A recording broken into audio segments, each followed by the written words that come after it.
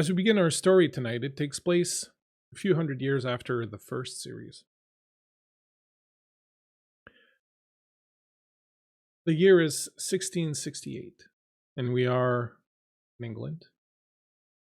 The Restoration era, after the return of the monarchy to England.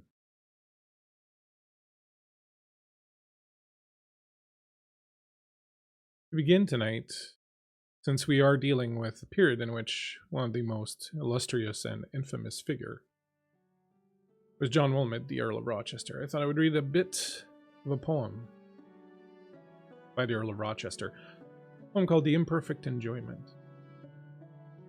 Reminder that this is a stream with mature content.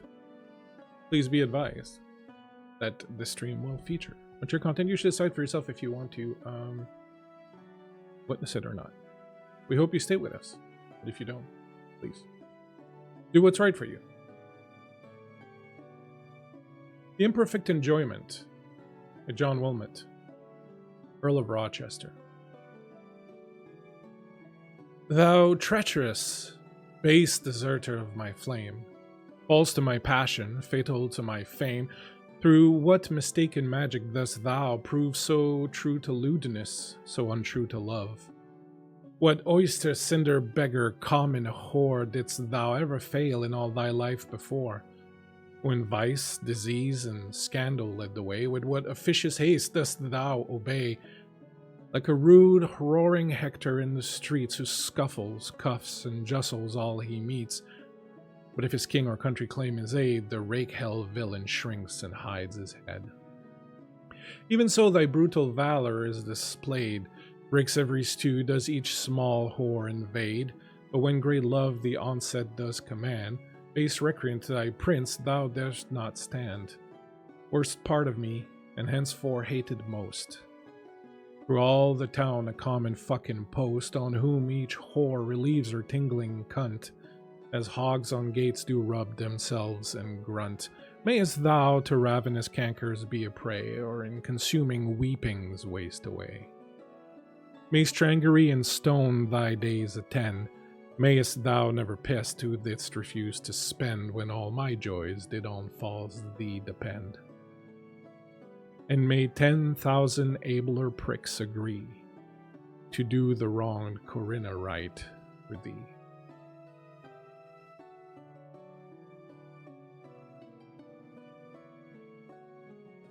London, 1668.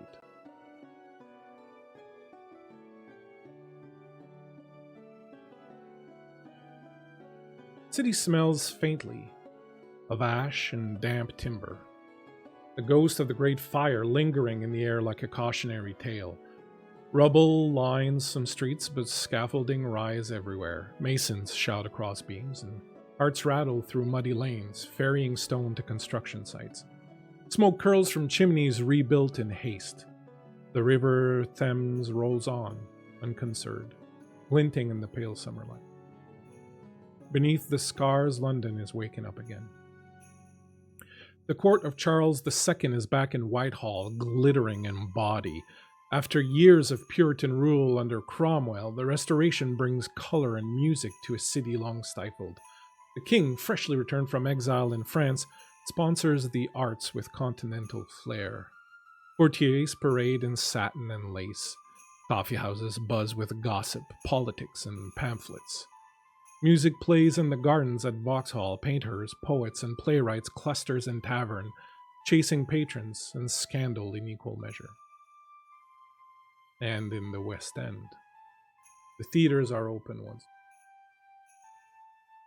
At the very pulse of London's revived gaiety stands the Théâtre Royal in Drury Lane, not far from Covent Garden.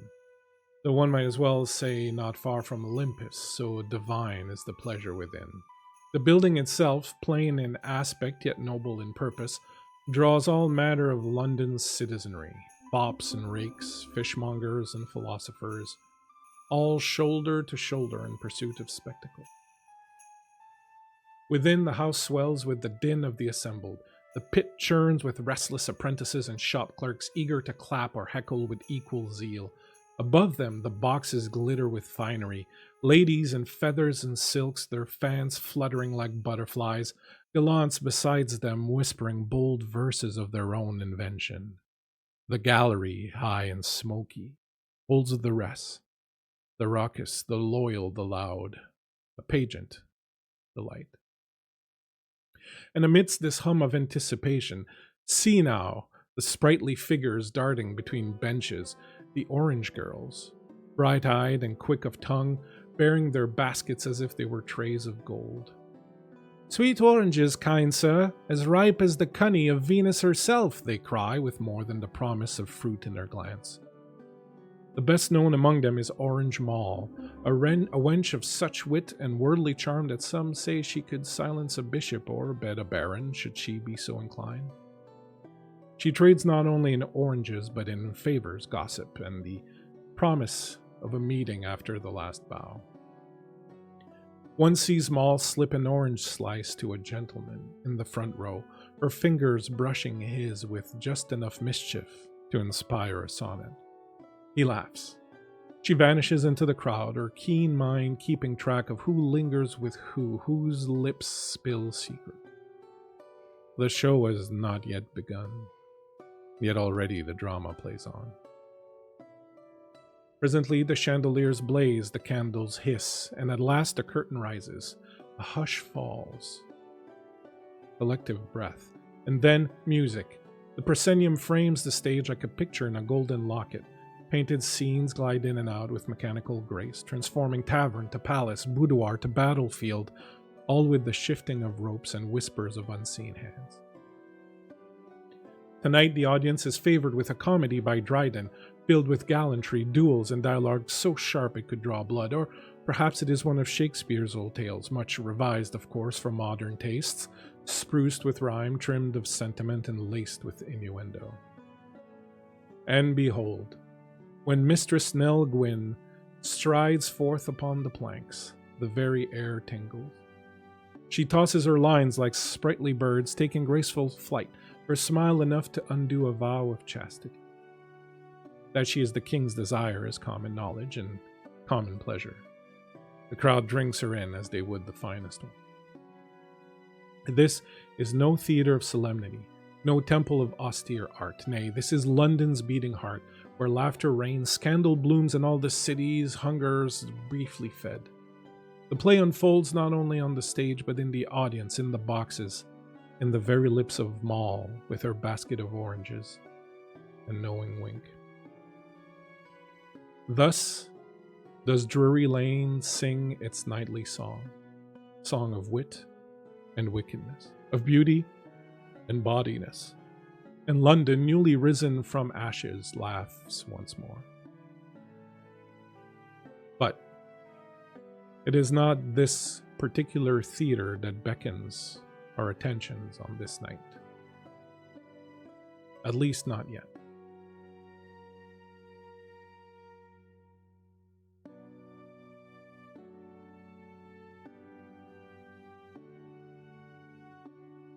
The hour is late.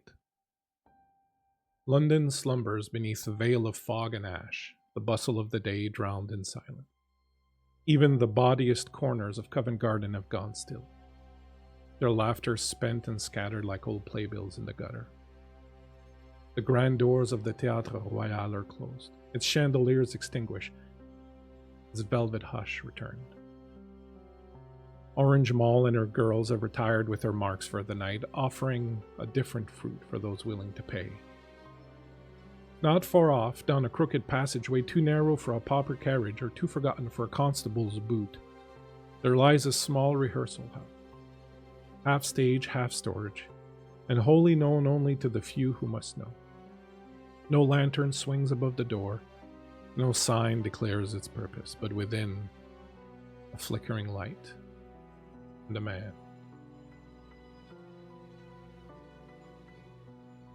Or rather, a vampire.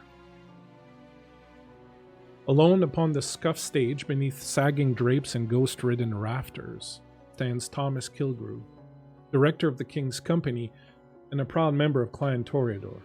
His coat hangs loose at his shoulders. One glove dangles from his belt, the other clutches a cane, more for ceremony than need. The only light is a single candle sputtering on the boards beside him, casting the long bones of his shadow into the wings. And from his lips, with no audience but the dark, come the words. Not his own, but another's older, dangerous still. Oh, what a world of profit and delight, of power, of honor, of omnipotence is promised to the studious artisan. All things that move between the quiet poles shall be in my command. Emperors and kings are but obeyed in their several provinces, nor can they raise the wind or rend the clouds. But this dominion exceeds in this, stretcheth as far as doth the mind of man. He speaks slowly, deliberately, not for show, for remembrance, for reckoning. Marlowe's Faustus lives again in his voice, ambition, damnation, the trembling line between greatness and ruin. Kilgrew paces as he speaks, each step a rhythm, each pause a silent thick with ghosts. The candle sputters, and he does not look at it. His eyes are far away, perhaps on some memory of a better stage, or some fear that all stages now are crumbling. Then, from the shadowed wings on stage left, comes a voice answering him. My heart is hardened. I cannot repent. Scarce can I name salvation, faith, or heaven. Swords, poison, halters, and envenomed steel are laid before me to dispatch myself. And long ere this should I have done the deed, had not sweet pleasure conquered deep despair. I am resolved. Faustus shall not repent. Well then, unexpected, but not unappreciated. Would you step forward into the light that I might see who the thespian, who so easily regales us with Marlowe's fine writing, is? Amar steps onto the stage. What does he see? He sees a tall, tan, muscle-bound woman with kind of wild hair, with a few braids worked into it. Lots of bits of dripping jewelry, but not in a lavish way. In a I've collected this over the years sort of way. Worn leather boots and a sword at her hip.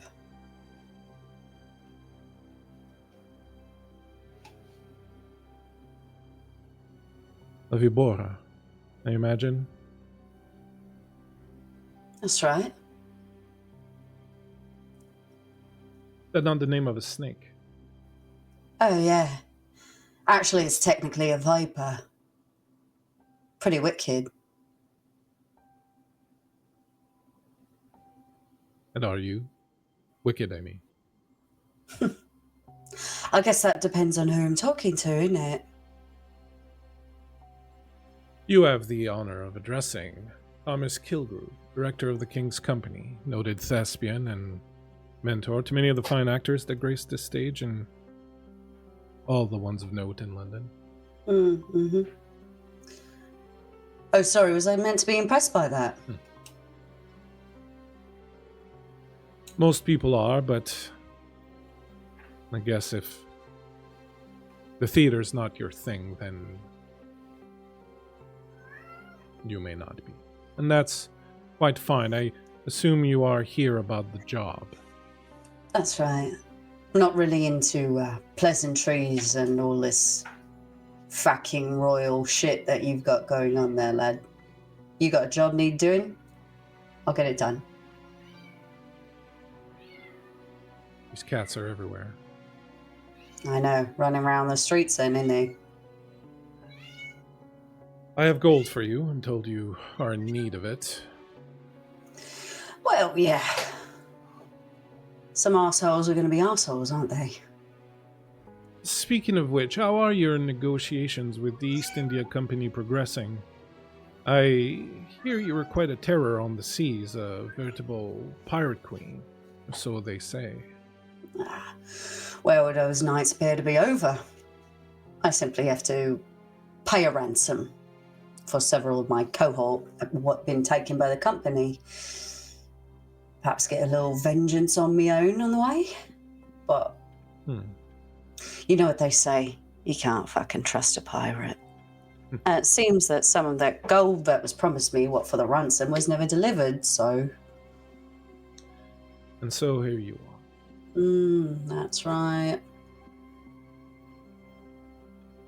Well, gold I have. And I am pleased that we share certain things in common.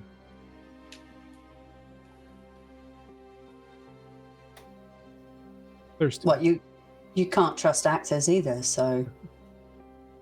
I was referring to kindred, which you can't trust either, but well, here we are.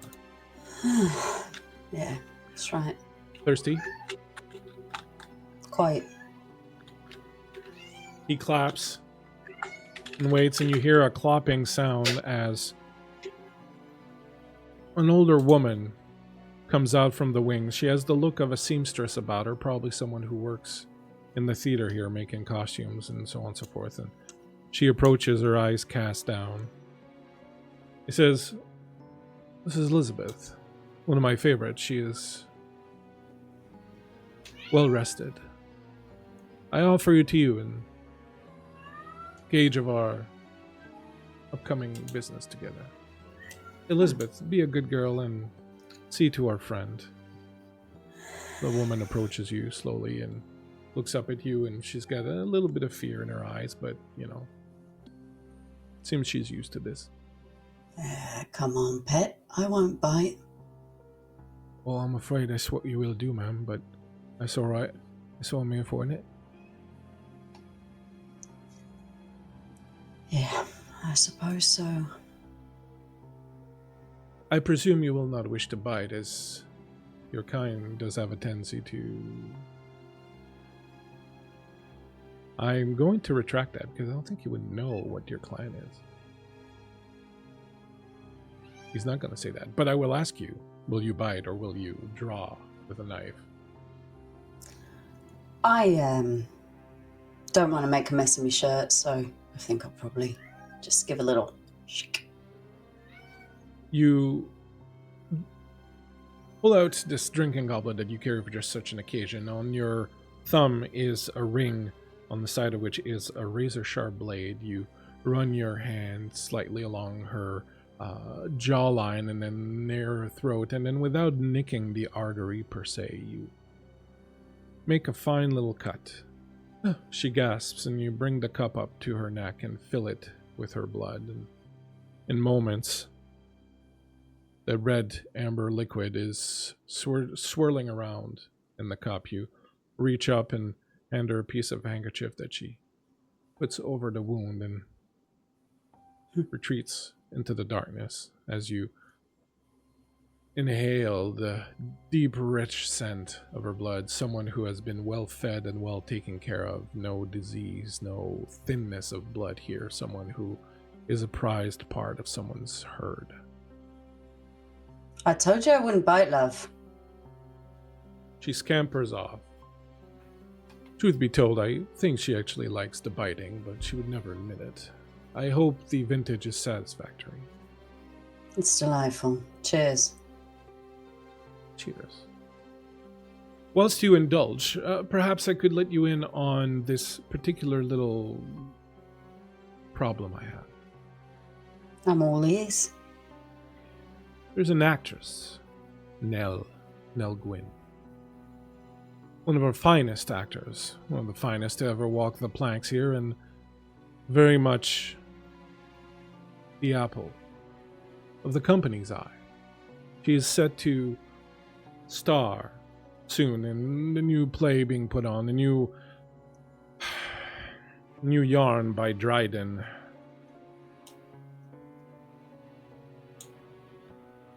However, you see, I have become obsessed with her.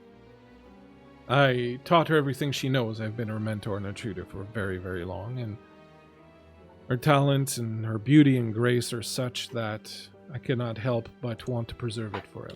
I strongly believe that she should be given the gift of Toreador blood. Do you know? Yes.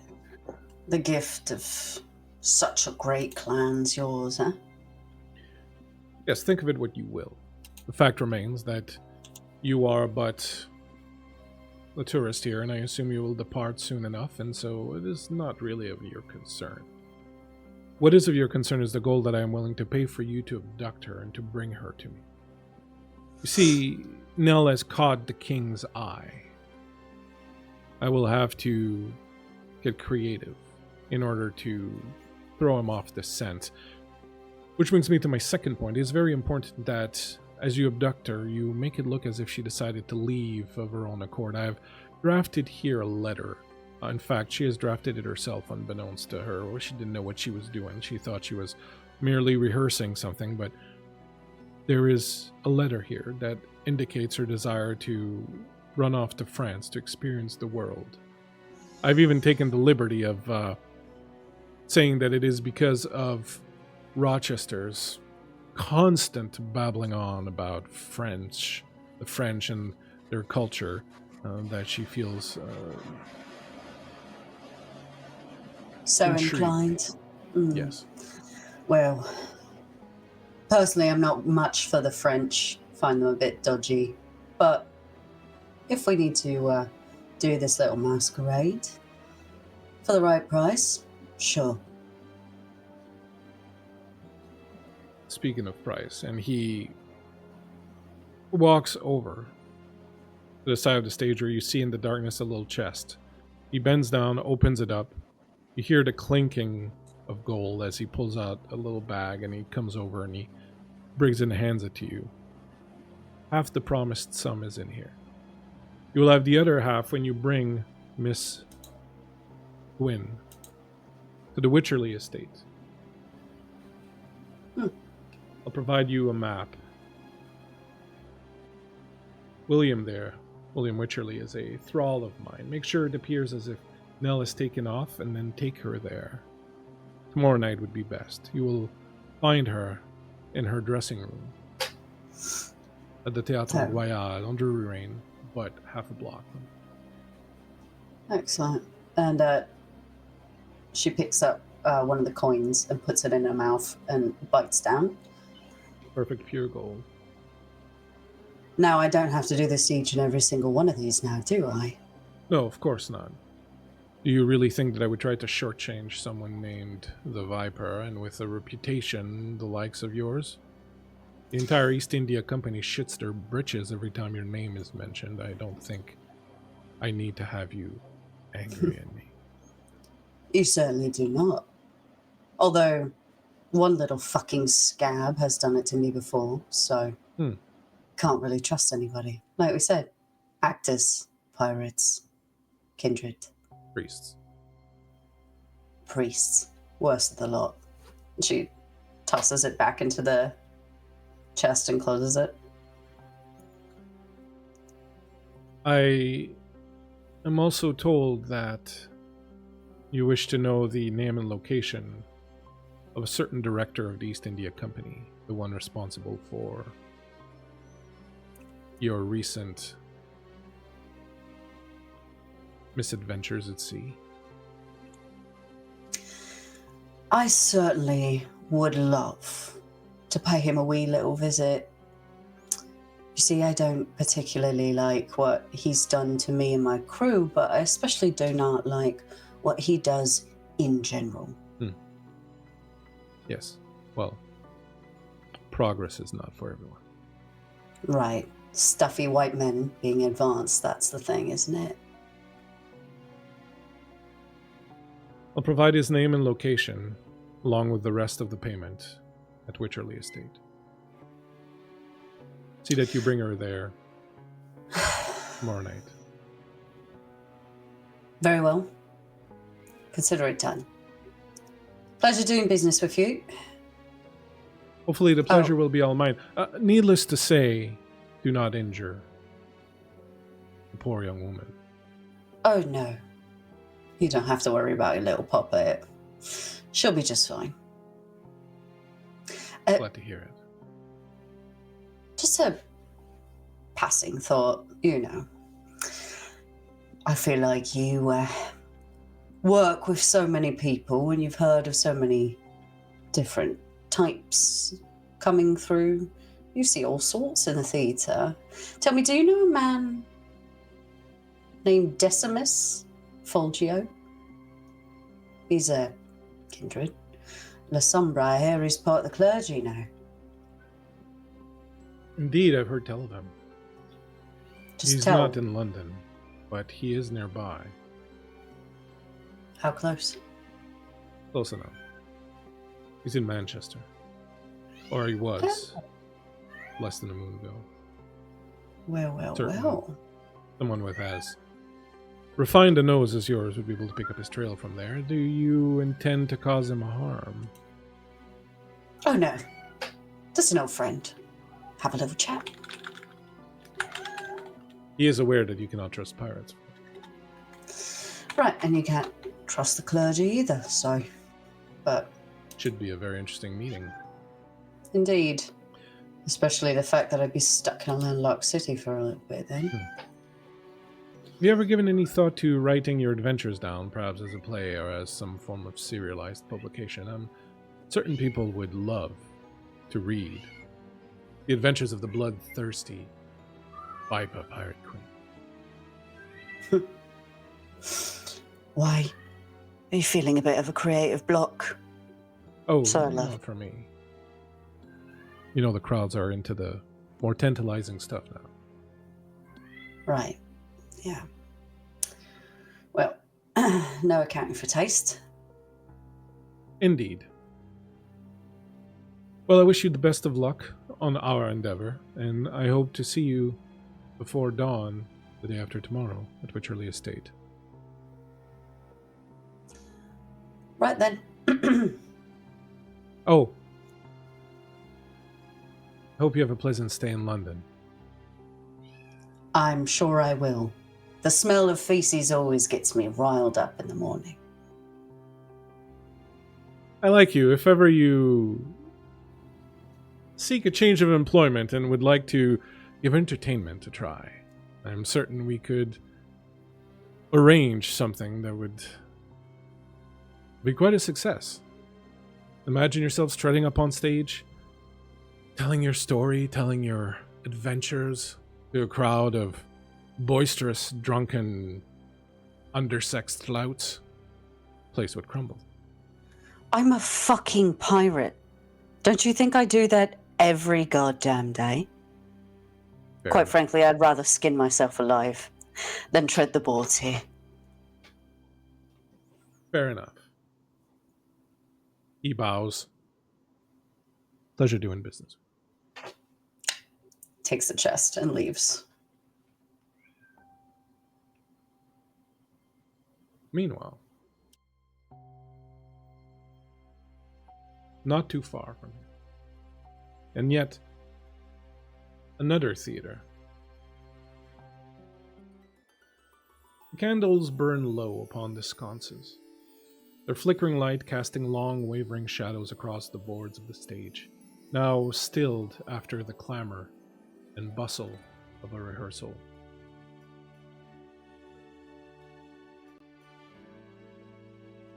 The Théâtre Royal, that noble edifice of wit and spectacle, stands hushed as if holding its breath between acts.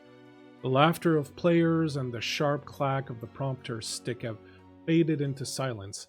Only the distant rattle of carriage wheels in Drury Lane hints at the city's restless stir. Faint draft sighs through the high rigging, drawing the curtain ever so slightly, as though it too desires one last glance at the day's rehearsal. A rehearsal for John Dryden's latest play, The Maiden Queen, or The Secret Love, and staged by the king's company for the king himself.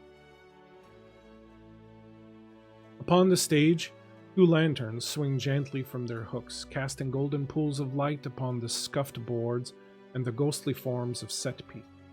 Columns of painted canvas, a moonlit arbor, the rough suggestion of a drawing room in some grand imagined house. There in the gloom, a pair of stagehands labor with quiet purpose.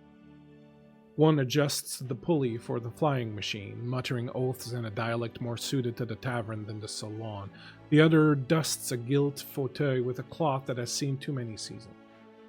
Their footfalls echo softly in the cavernous space, joined only by the occasional creak of timber or the gentle rustle of taffeta left behind on the dressing screen. Furtively, hiking up her skirts, Nell Gwyn moves with a purpose in the backstage area. The lead of the play, Camping Florimel, again at the king's own request, Nell is a rising star of the London theatre scene. But tonight, she moves through shadows with the practiced ease of a woman from her former employ, as one of Orange Mall's girls. She finds the door she is looking for. The room of John Wilmot, the Earl of Rochester, chosen by the king himself also to direct this play, much to the chagrin of Kilgrew, Nell's mentor and the director of the company. She knocks, but hearing no response, pushes the door open. The dressing room lies in a state of total disarray. Rouge pots ajar, a peruke resting on a cracked looking glass, and a pair of silk slippers abandoned beneath a stool as if their owner had vanished mid-transformation. The air carries the scent of candle wax, old wood, and the faintest trace of lavender water, a ghostly perfume of vanished heroines, along with the musky and tart smells of the sweat from many bodies, spilled wine, and the unmistakable odor of sex. The kind one goes to hell for. The kind John Wilmot prefers. And in the center of the room, on the very straw of the floor, a mass made up of a half-dozen human bodies, male and female, naked, arms and legs intertwined, pulses and dozes with the spent energy of voracious group sex. Shocked, but not surprised in the least, Nell stage whispers, "John! John!" And slowly, with languor and the hesitance of the deeply inebriated, John Wilmot, Earl of Rochester, extricates himself from the pile of flesh. What does Nell see? Nell sees a man staggering to stand, and when he does stand, he's in his dressing shirt and cravat and nothing else from the waist down except for a large, imposing, phallic piece of wood that is held by leather straps between his legs. As he staggers closer to her, he bends down and plucks a goblet from between the bodies that are writhing on the floor, languidly stepping over them, and as he approaches closer, she can see the glint of wet sheep's intestine covering that wooden phallus. No. Darling. You don't have to knock, you can just come in. Just join us if you like, you don't even have to ask. I'm sorry to interrupt, John. I didn't know you were, and she looks down at that dripping wooden dildo between your legs. I didn't know you were entertaining. I'm sorry for barging in like that. Perhaps this is a bad time. I'll see myself out. You don't have to worry. And she turns to go. This is as good as a time I've ever had. And he kind of stumbles through the threshold of the door to her. What is it, darling? You came here to speak to me. What do you need? Tell me. Well, and she looks at the pile of people that are starting to stir awake on the floor with moans and sounds of retching and wet sounds of other things happening, and she looks away. Seriously, John. Hmm. You left me. How does anyone live anyway, darling? I exist for pleasure. You exist to entertain. We exist. This is what we do.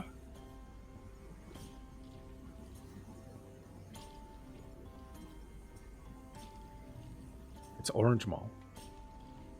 She's been at me again.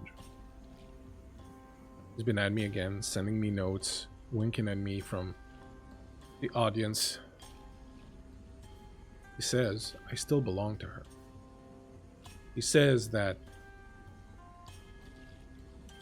while I use her words here, be whoring myself out in the theater, it is no different than whoring myself out for her, and that, given that, I should be giving her some of my wages, and if I cannot do that, I should be providing her information, secrets. Which I don't want to do. You know, John, that I am privy to many things. I have the attention of powerful men. Bet you do, don't you? And he leans into her, the scent of the evening's libations heavy on his breath, mixed with other strange smells. There's a faint foreign odor on his shirt as he places a hand on her shoulder. Aren't we all just whoring ourselves out in one way or another, darling? But don't fret now. Don't worry your pretty little head. Will and I are old friends. She's crude and illiterate, but she's a man or woman, business at her core. I'm certain I can smooth things over with her. You know, I have a way about me. And after all, as you said, you are the king's favorite, aren't you? And he gives her a little to the face as he says this. Did he not ask you to play this role specifically? You're going places, dear child. I can take you there. That, I fear, is the crux of the matter, the problem at hand. She knows the king has an interest in me. I think she wishes to use me to get close to him.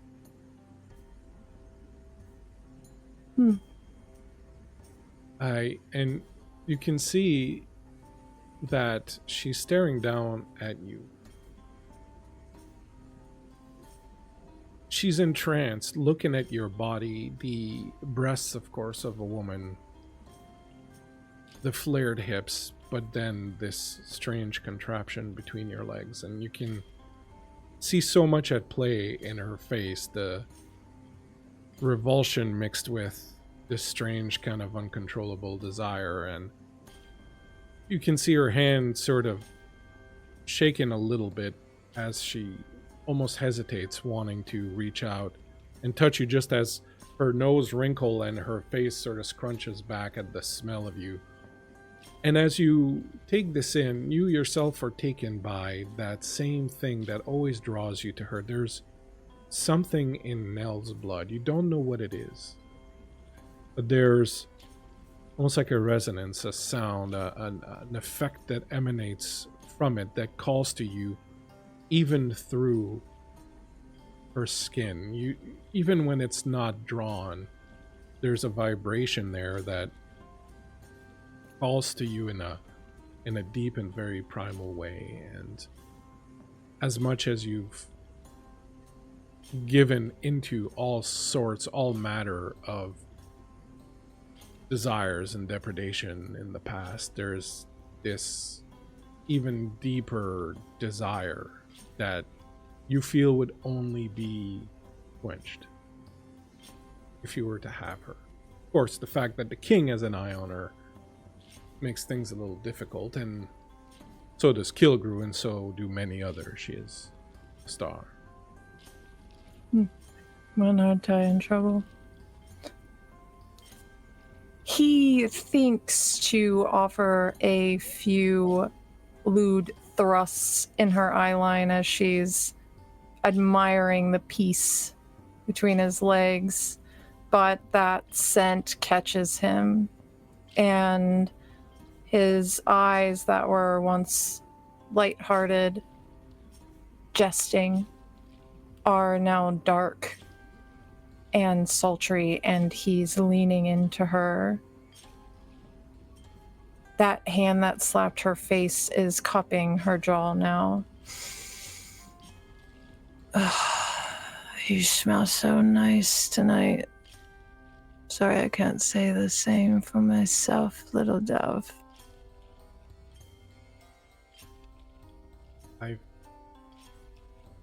I've always wondered something, John. Tell me what you wonder.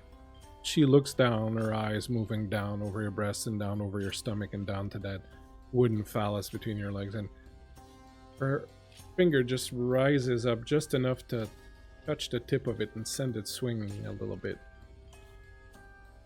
Do you have different sizes? I have any size you could imagine, and if I don't, I'd have it made specially for you. You know Nell is adventurous. You know she has a mysterious past. No one's really sure exactly where she came from, who she was. She was a whore for the longest time, and now has managed to ascend by virtue of her good looks and her charm and her presence and her talent to the position she now holds. But you know that there's a very bad girl still in there somewhere, even though she's trying really hard to kind of hide it away. And you can see that kind of conflict on her face, in her eyes. Her chest is heaving as she's breathing more and more deeply now. The smell doesn't seem to bother her anymore. Her hand reaches out slowly and wraps around your wooden phallus. Does my girth not impress you, my lady? It is rather formidable, and I assume it doesn't tire. Surely it does not. John, I don't think we should. And as she says that, she's leaning in towards you, and you can feel her breath just washing over you. And it's the cleanest, purest, most beautiful smelling thing you've smelled perhaps months. It washes over. His mouth is practically watering, just inching closer and closer, the Venus flytrap waiting for his prey to land right where he wants her. The blood thumping in her arteries, you can see it. You can see the vein now in her throat. You can see the veins on her breasts as they're pushed up by the corset she is wearing. Her skin is extremely pale, and there are these deep blue veins everywhere, and you can smell that blood that's in that He richness. dips forward and runs his tongue along one of those veins. John, the king. Shh. It's okay. It's a dance we do. He gets mad and sends me away for a little bit, and then he gets bored, and here I am, all over again. A little taste won't hurt the king, will it? What sort of punishment John, do you think Charles would give you for sticking that, she looks down, thing deep inside the woman he wants most? Are you gonna tell him, little dove? Are you gonna fly back to his nest and let him know what I did to you? The veins are bulging even more now as she's incredibly aroused. The sheen on her skin, the look in her eyes, her hand moving up and down on your wooden dick. She leans in, and just as she does, you feel a hand rise out of the pile behind you, grab you by the leg, and go, "Come on, John, we're not quite finished yet," and start to pull you down as other hands reach out, and men and women laughing and giggling. "Let's put that thing to use before it falls to splinters," and they pull you in. You see all of a sudden, like, the spell breaking, and Nell's eyes go wide, and she's, I can't be here, I can't be here, you're disgusting, John. And she turns around and leaves, and the only thing left behind is both the smell of her perfume, which lingers, and the incredible, potent smell of that blood as you're being drawn into this pile of bodies on the floor.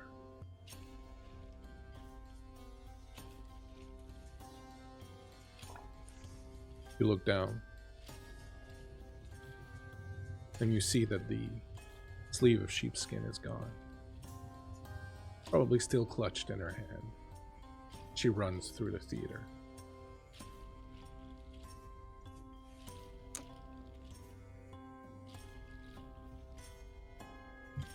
The night passes, then the day. The next night.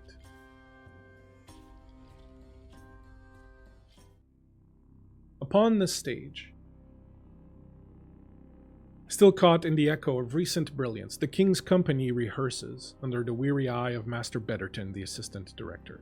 Marks time with his cane and corrects verses with the gravity of a bishop, disputing doctrine.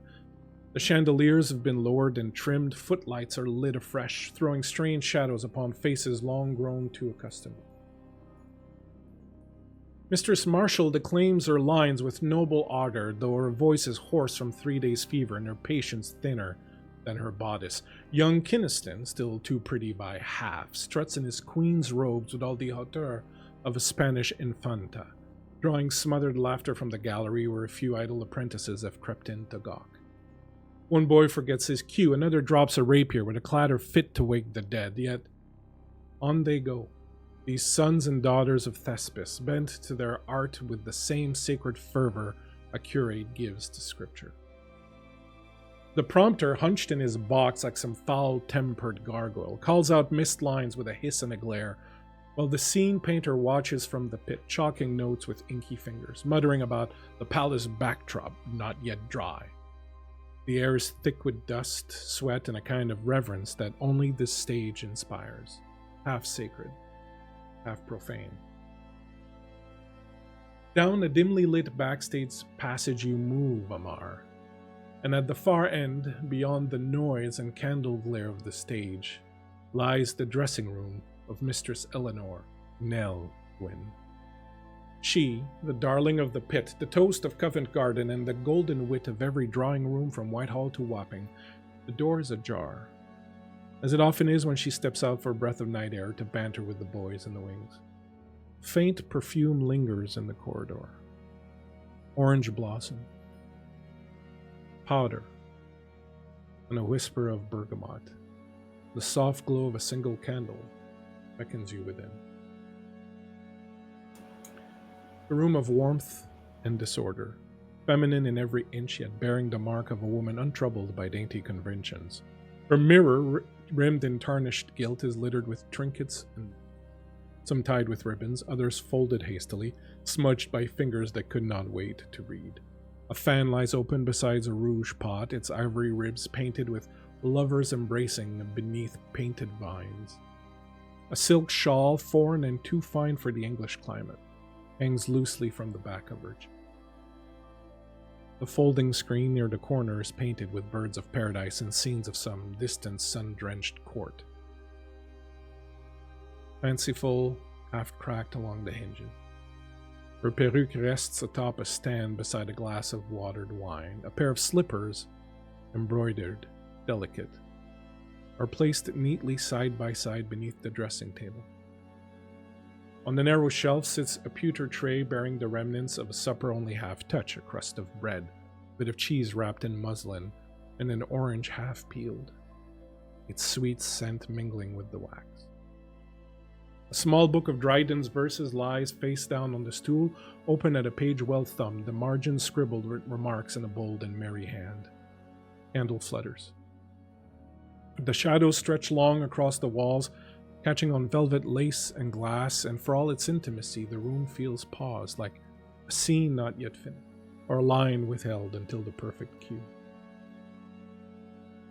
What do you do? I go into the room and just glance about. I think I'd probably take an orange slice out, peel it, smell it,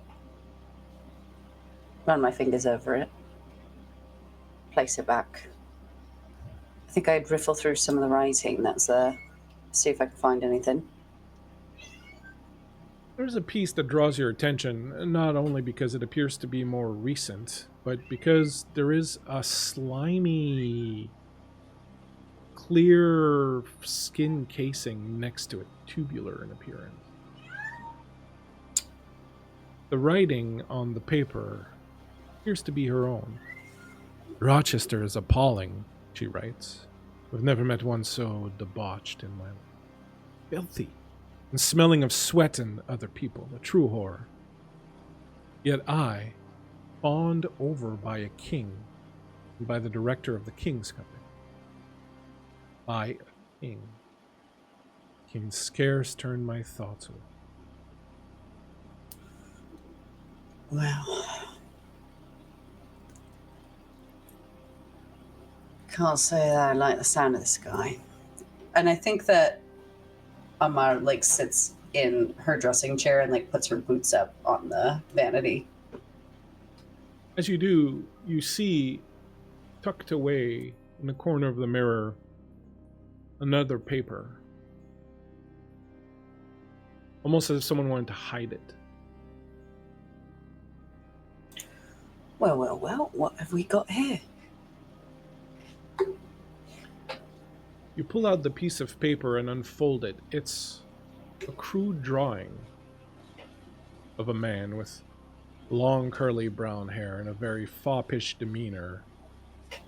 There's a leering face and the biggest phallus you have ever seen drawn on a man before, and you've seen some pretty ancient vases that had some pretty determined phalluses. Beneath it, in a scrawling, beautiful, elegant writing, are the words, "Allow me, Mistress Gwyn, to give you some proper stage direction." And it is signed J.W. Jesus Christ, what a fucking cunt. I tuck it back in where it was. As you look about the room, would you do me the favor of giving me a roll? I will be delighted. You're going to give me a mental plus insight roll. You have an insight. All right. So you're going to roll a d10 plus a hunger die. Okay. You're going to add your attribute, which is 3, so mental 3, and +1 since you have your focus skill, +4. I got a 9 on the hunger die and a 5 on the regular die. And then I add my 3 mental and my insight. I haven't played VtM in a really long time. +4 total. +4 total. To your regular die. +4 total. So that's 9 on the hunger, and then it's a 9 on the regular. The hunger only matters if it ever comes up a 10 or a 1. I remember how to play this game. So what's the total for your regular die? 9. You take a look about the room. And something strikes you as strange, as odd. Something seems out of place. You can't quite make out what it is, but there's something about this room that is different, that isn't where it's supposed to be, or that there's something odd. And you kind of stand back and kind of try to get a feel for it and kind of figure out what it is that's bugging you about the room. Meanwhile, outside in the hall, John, you know, you might have gone a little too far with Nell yesterday. He avoided you all during the rehearsals earlier. She wouldn't even look at you. You know for a fact, because you smelled her, that she had been intimate with herself after your encounter, but still seems that the whole thing was a little too much for her. And, well, perhaps in attempting to smooth things over or mend the bridges, you're coming over to see Nell. What do you have with you? I am holding some flowers, a fresh bouquet that I had gone to the king's garden and clipped myself. I thought it would be nice. She would appreciate it. And a poem, a work in progress, but perhaps she could be my muse to finish it. You approach the door and raise up a finger to knock when you see that the door is ajar and is open, and you hear inside the unmistakable movements of someone sitting at the makeup table. Nell is certainly inside, waiting for you. What would you like to do? I let myself in. If the door's unlocked, I come right in. Push open the door, step inside. I think you get a darling and then silence, as you are certainly not Nell. The Francis. With the cats running around backstage. Yeah, no. As soon as Amar realizes who this person is, she quickly draws a dagger from her belt and whips it and pings it right near his head at the door. He's not moved. There is a look of utter shock, surprise, bewilderment, confusion.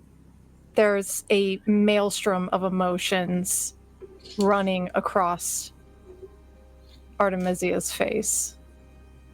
Do I recognize who this person really is in this moment? In this moment, go ahead and give me a mental and insight roll again, same as before. Okay. Oh. That is a 10 on the hunger die and an 8 on the regular die. Excellent. So a 10 on the hunger die means a messy critical. Would you like to spend one of your night moves to negate that, or would you like to roll with it? I would not like to spend a night move to negate this, because this is the moment.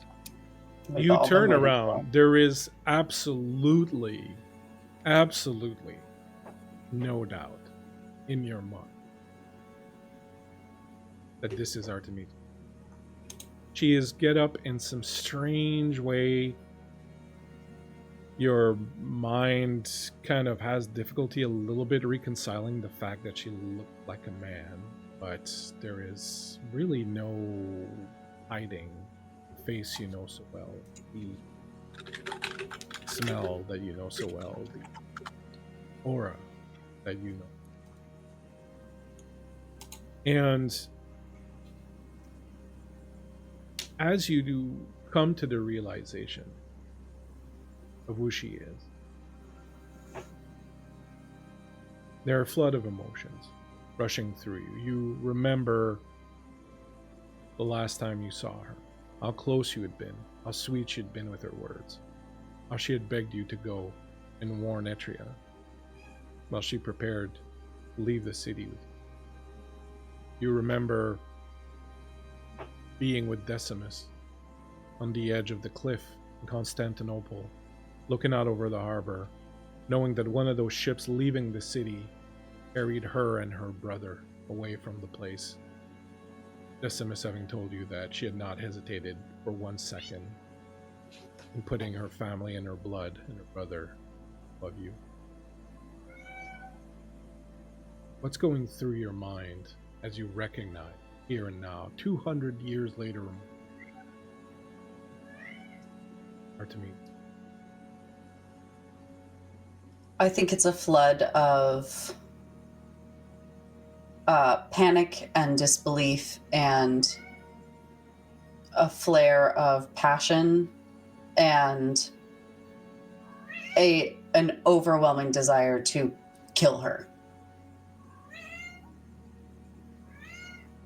And thanks to your messy critical, there are two things that are playing inside of you more than anything. Two conflicting emotions. One of them is joy and desire that has never fully left you in looking at her. But immediately after, this anger takes over.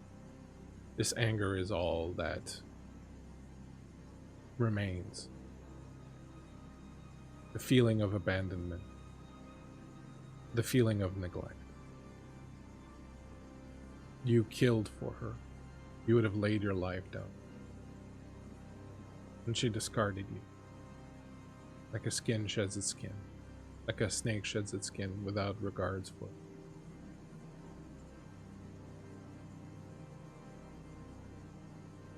Artemisia, all you see is Amar's face as she looks at you, and you see a ton of different emotions playing on it. It's kind of like a roulette where you're not sure exactly where it's going to fall, but what's going through your mind as you recognize Amar? That initial shock and bewilderment is beginning to slowly wear off as she starts to come to some pretty grave realizations. First, that her brother had lied to her, which didn't surprise her. She always expected that from him. And then of a deep sadness. Why didn't Amar come looking for her? Why did she let her believe for so long that she had been dead? Was she not happy with her? Did she not feel the same that she had felt? And that sadness is quickly melding into betrayal and anger, abandonment. She abandoned her. All that time, all that she's suffered since she's left Constantinople. Some of that could have been avoided. Maybe, at least with Amar at her side, she would have been happier. And as you think these last thoughts, the roulette of emotions on Amar's face settles. All you see is the redness in the eyes and fangs protruding, and the anger that's surging through her. And before anything else can happen, Amar, you have leapt across the room, across the space dividing you, just as you have now leapt across the space and time that has divided you from Artemisia for 200 years. You close the last few feet, and you are on her, your hand at her throat, your fangs bared. And because it was a messy critical and not a beast failure, I'm going to give you the option here to spend a willpower to gain control for the next little while, if you want. Otherwise, you are going to try to bite her. I would like to have one little line with her before I do spend that willpower. Give me one good reason why I shouldn't rip your fucking throat out. I thought you dead. And So, now you're here. A ghost come from the grave to haunt me.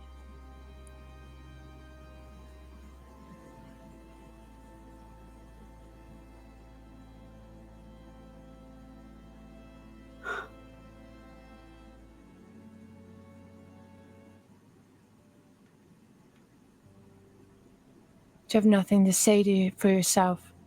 Nothing at all. you left. I waited as long as I could. Then why were you on that ship? Waiting as long as you could, sure. Because they brought me the blade. The one I had given you, the tear of Achilles, was in my hands. There was no other way I could have had that blade, Amar. They took it from me.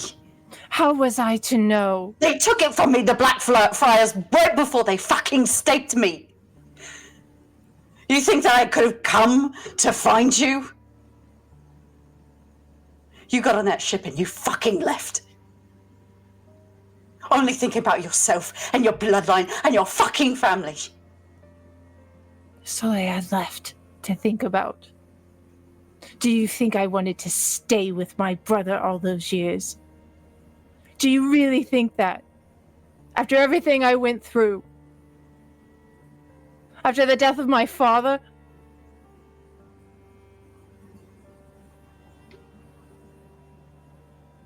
I thought you fucking dead. Dead, I had proof in my hands. They told me. Over and over convincing me you were dead, and still I waited on the bow. I'm not dead! No, I'm you're not. I waited there until the sun nearly took me, until they had to drag me down into the depths of that ship and sail away.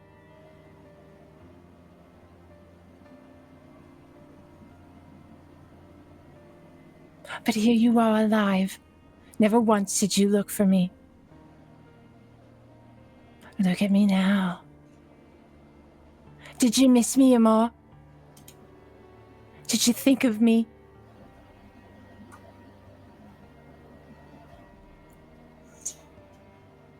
Decimus. He's the one that told me that you had chosen your brother. That the bond of blood was strong, that you chose family over a... But then again, I was just a bodyguard then.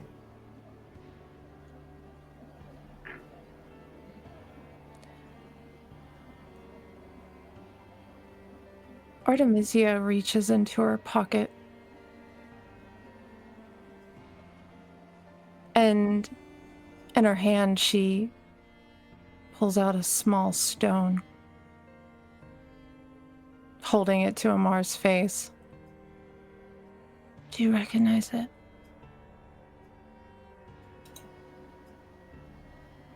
Amar takes it, looks at it. Of course I do. Have you gotten any better at the game?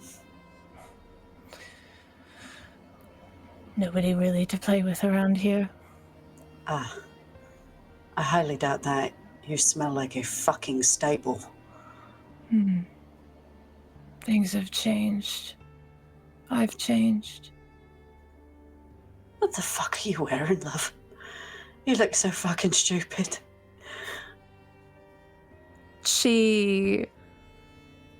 Are you, like, on me right now? Oh, we're face to face.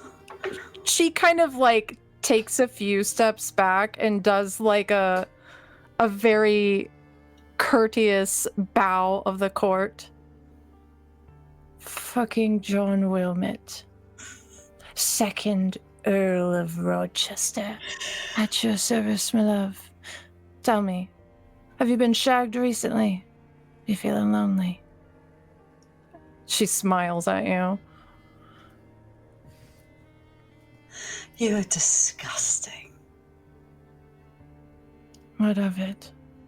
Why do I care if it all falls to shit? Might as well have fun in the process, right? Right. Right.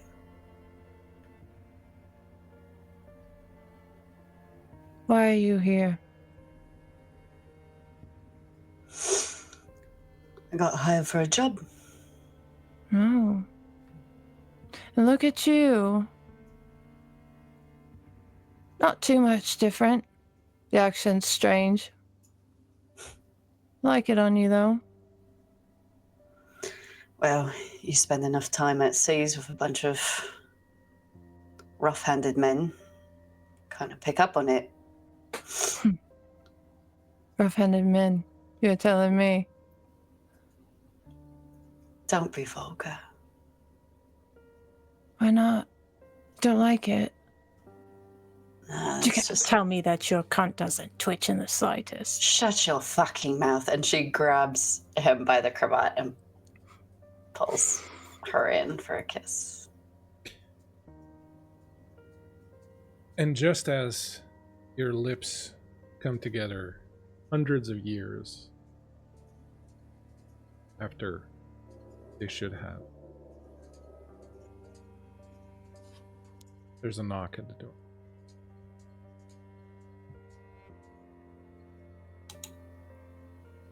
Lord Wilmot, are you in here? Yes, who is it? The king. The king is here. Fuck. Wonderful.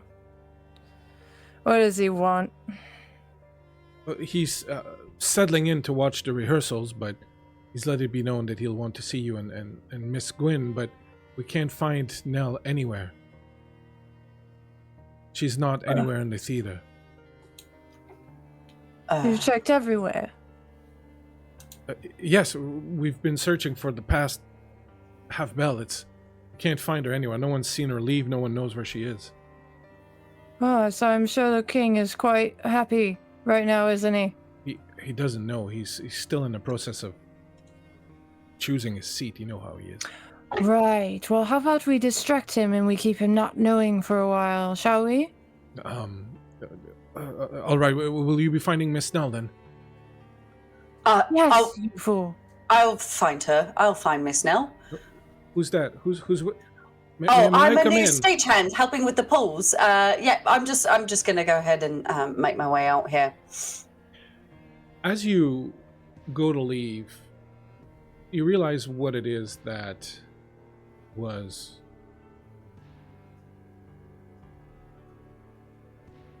sort of sticking out or kind of feeling out of place. You look back at the plate with the food on it. All of it half-eaten, very much down to almost a gram, half-eaten. The sign of someone who is used to not having enough and always saves some for the next meal. Half the bread, half the cheese, half the orange.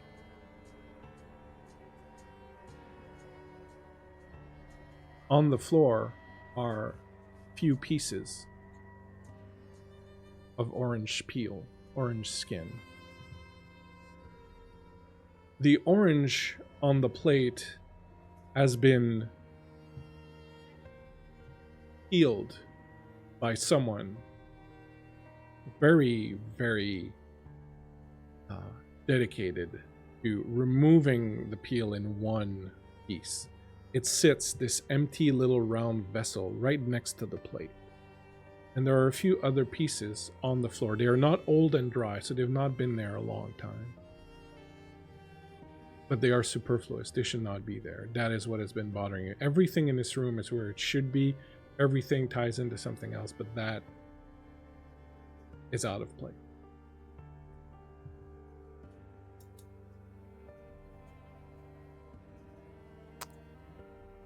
I step forward to it. Look a little closer. What are you doing, Amar? Are you looking?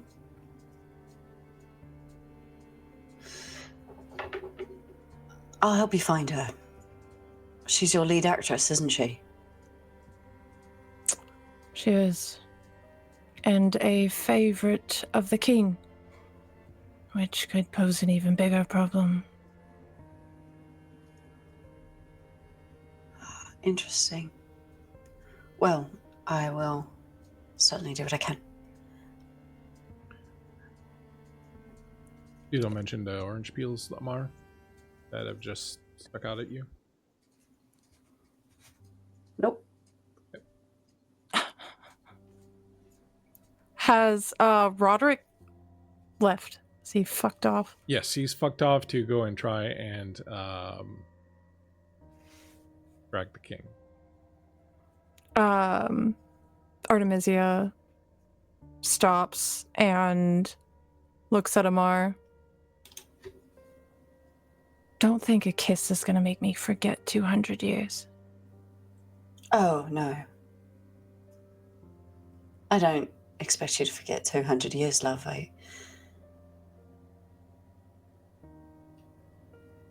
Seems we've got a lower ground to make up together, perhaps. Yeah. The name's John. Don't forget it and don't fuck it up. And she turns around and walks out, beginning her search for Nell. Does Amar follow? Yes, but going in an opposite direction. I think best not to be seen together. It is past the 11th hour when a quiet stir disturbs the far side of the theater, not loud enough to interrupt the rehearsal's rhythm, but felt rather than heard, like the shifting of wind before a change in weather. A door opens near the private passage by the scene painter's stair, and in steps His Majesty, Charles Stuart, King of England, Scotland, France by custom, and Ireland. Though tonight he wears none of his titles, save the one the theatre has long bestowed upon him: patron, devotee, and sovereign of the playhouse. He comes cloaked in plain black, his hat modest, his attendants few and silent, 2 gentlemen of the bedchamber, and a third, some quiet page whose boots are too fine for a common footboy. This last one bringing raucous memories to your mind, Rochester, of a particular evening in the king's privy with this young man, whilst Charles waited on you to appear before him. Delicious it was. But now the king moves without ceremony, as though he were some curious nobleman come to observe the humors of the stage, not the man for whom the stage itself performs. Yet, for all of his unadorned entrance, the air alters subtly as he crosses the threshold, less a change in sound, or a sudden awareness that one stands in the presence of a monarch. Tall and still marked by that restless elegance which has made poets forgive his sins and playwrights sharpen their quills in his honor, the king surveys the room with a gaze at once amused and thoughtful. His face, long and dark-eyed, bears that wry softness that rarely leaves him, lips poised as if some comment of clever indifference lies always just behind them. A lock of his black hair escapes beneath his hat, curling like a flourish over one temple. If you were close to him, you would realize that he smells faintly of tobacco, ink, and something bitter, Spanish wine. He doesn't approach the stage directly. Instead, he chooses a shadowed corner in the wings, where the candlelight flickers soft upon his cheek, and nods once to Betterton, who pauses only a moment before allowing the scene to continue. The actors, catching sight of the king, do not falter, though their spines straighten and their gestures grow more exacting. They have played for courtiers and rogues, bishops and bawds, but none command the stage, even from the shadows, as fully as this monarch who has known exile, triumph, and the eternal drama of rule. King says nothing. He watches, and in his gaze is the indulgence of a man who has seen all manner of follies and prefers them performed with grace. You watch from the shadowed wings, and the Rochester, you know for a fact that it's only a matter of minutes now before he requests again to see Nell, So besotted is he by the devilish young actress.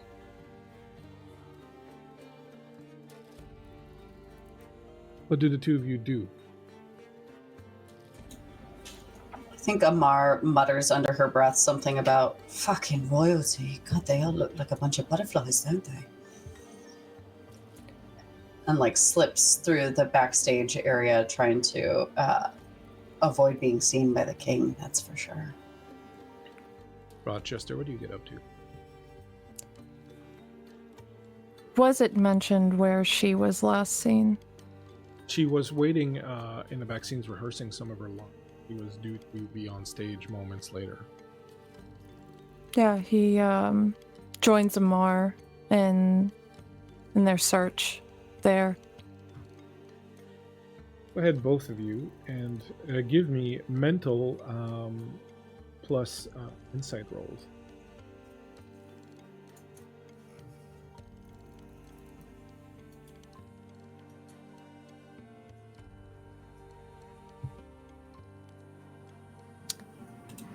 That is a 21 for me. It's only a 13 for me. You eventually stumble upon one of the stagehands. He's sitting behind, and you don't see him at first because he's higher up on one of the fly rigs, one of the passerelles. It's you, Rochester, who notices a pair of booted feet just kind of dangling back and forth. You realize that from that perch up there, that man would have a commanding view of the entire backstage and a good portion of the stage. Do I know who he is? Yeah, his name is Jameson. He's one of the local hires, one of the local stagehands. Is there an easy way for me to get up there? There is a sort of rope ladder off to one side in the corner that you could climb if you wanted to.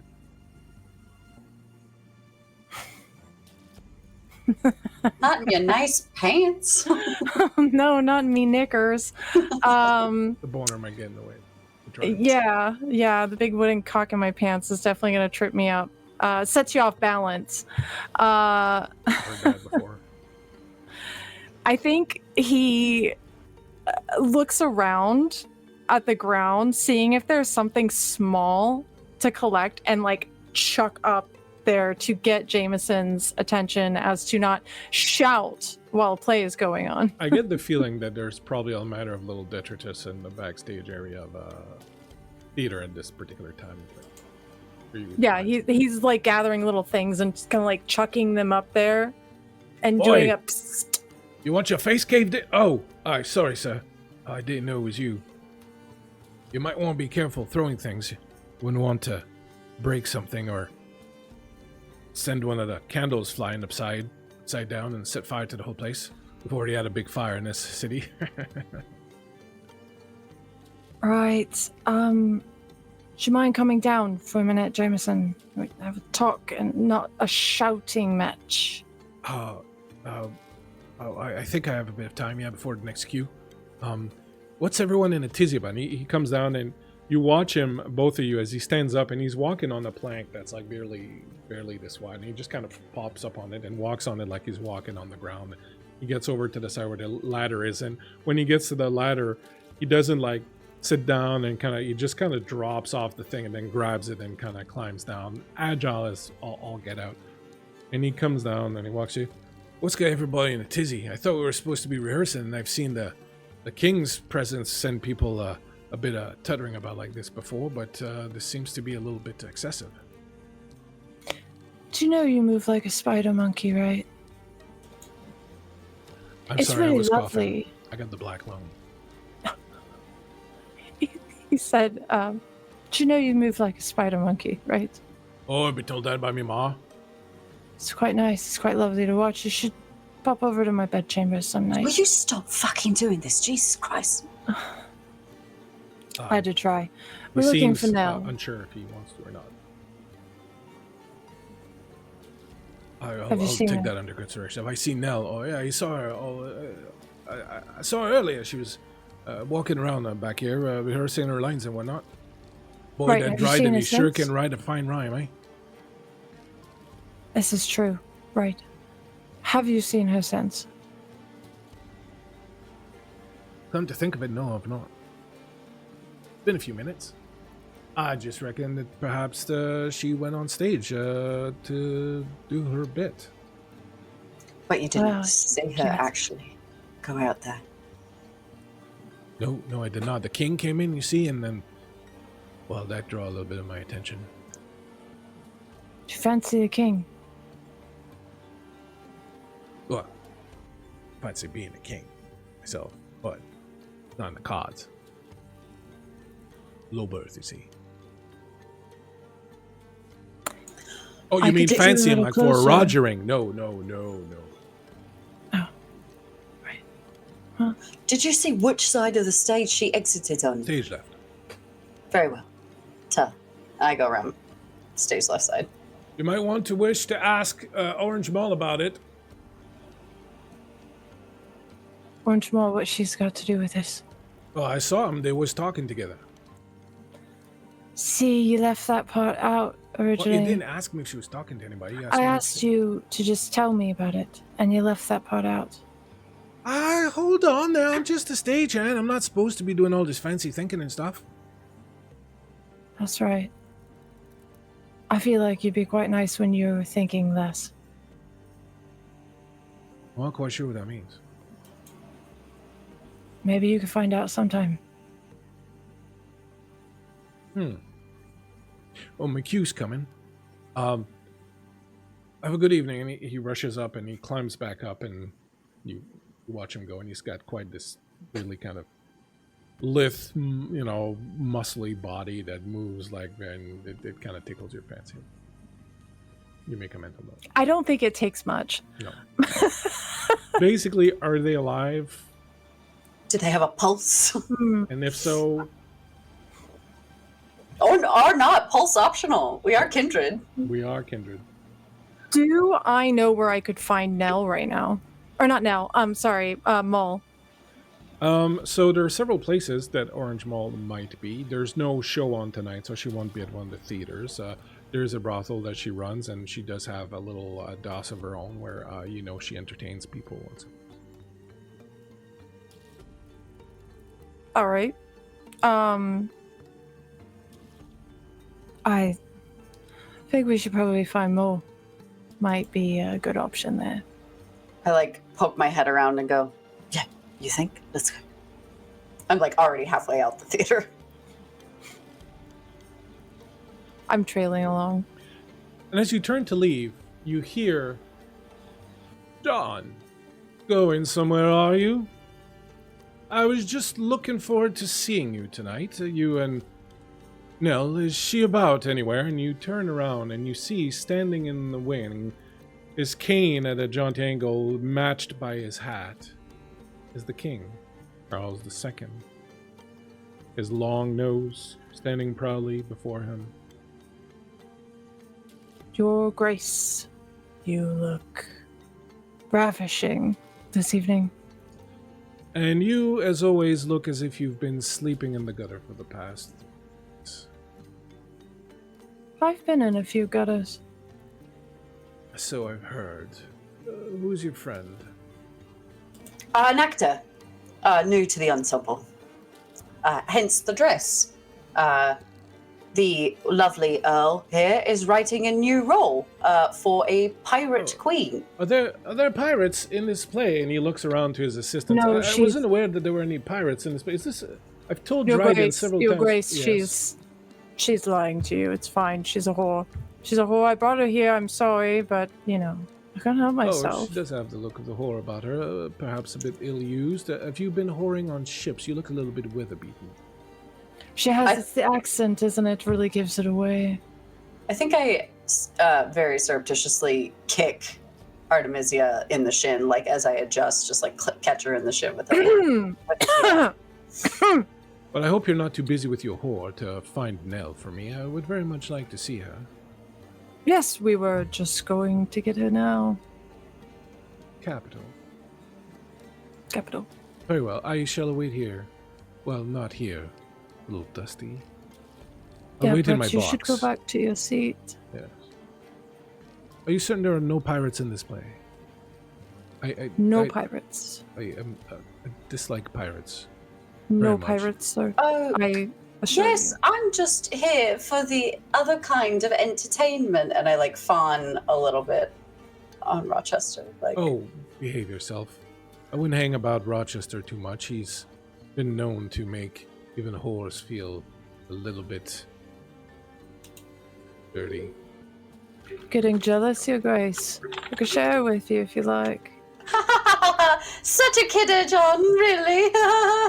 Always so crass, John. Now, rush off. Find Nell for me, would you? And then Of course. make sure you return with her. I have questions for you about the staging. I have a few suggestions that perhaps you might take under consideration. Won't involve anything more than a few little recasts and perhaps a change of scenery for a couple of the sets. And I was also thinking that in certain cases, perhaps moving the action upstage rather than backstage would provide a fuller experience of Dryden's wonderful wit. But of course, you are, as always, the expert, and I will defer to you. But I will nonetheless make my suggestions because I'm the king. Would you like me to bring the whore back? We could discuss it over top of her. Oh, frankly, John. And he turns around and goes through the curtains and goes back inside the... And Amar gives the deepest, most fucking, like, mocking bow she could possibly muster and straightens up and goes, "Come along then, John!" And, like, grabs Artemisia by the wrist and just, like, cracks the bones a little bit and pulls her out of the theater. The two of you step out into the night. It is a little after midnight. Fairly early still. The night is nice and cool, it being fall. The Thames is only somewhat repulsive smelling. You stand in the alley behind Drury Lane, behind the Théâtre Royal. There's the two of you. What do you do? Oh, really? It just made the most sense. I mean, look at me, my reputation. It's an easy lie. Right. I mean, look at you. Reputation. Look at me? If the shoe fits, love. Right. I forgot you're a pretentious, stuck-up, snobbish asshole. And I just walk away and head towards the brothel. Asshole, yes. And he's like following after you. I don't know about the respite, though. But the king bought it, hook, line, and sinker, didn't he? Yeah. Anyway, where's Moles? Let's go. Yeah, probably a brothel. We can try there first. Why don't you lead the way since you just know it so well? I do, in fact, and I will. You still smell like a horse, so. You know, I haven't been in the stables recently. Oh, I for wonder if fuck's they miss me there. And he just like keeps walking.